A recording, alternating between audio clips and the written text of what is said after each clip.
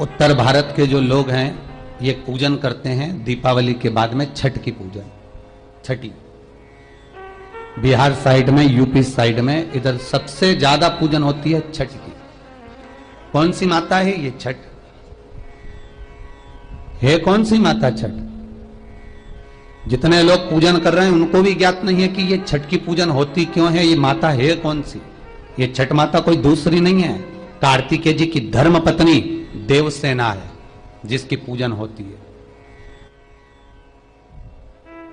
छठी के रूप में। उगता सूरज और डूबता सूरज का अर्घ होता है। सबसे पहली छठ पूजन किसने करी थी?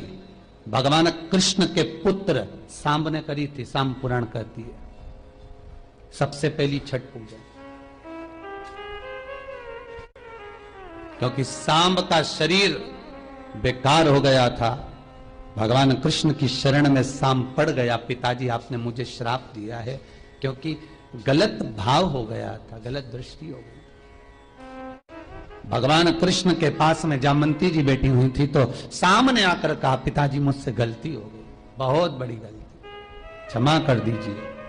भगवान कृष्ण ने कहा, तुम सूर्य की आराधना करो।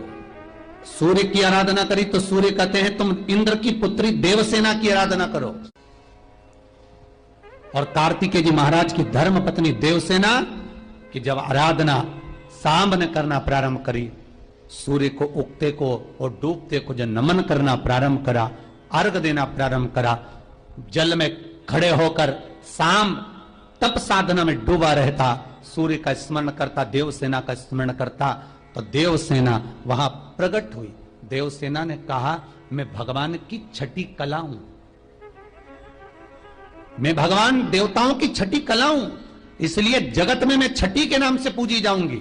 और सुन ए सांब, तूने मेरी आराधना करी है, मृत्यु लोक में जो मेरी आराधना करेगा वो जगत का सारा सुख भोगेगा, और तू भी चिंता मत करना, तू भी सर्व सुख भोगेगा।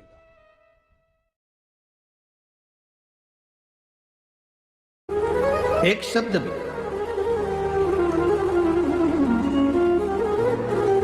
कार्तिक के महीने में सुन रहे हो, जो भगवान शंकर के पुत्र हैं श्री कार्तिकेय महाराज,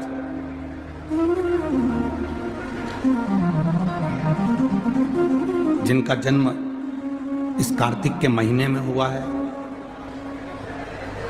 उस कार्तिक के महीने में जब आप कथा कर तत्व ग्रहण करने के लिए बैठे हो तो ये विचार करिएगा कि भगवान देवादिदेव महादेव के सुपुत्र षडानंद कार्तिकेय जी महाराज अपने भक्ति में इतने लीन हो रहते थे कि लक्ष्मी, सरस्वती, पार्वती, भगवान नारायण, भगवान शिव, भगवान ब्रह्मा उन्हीं के पास आते थे।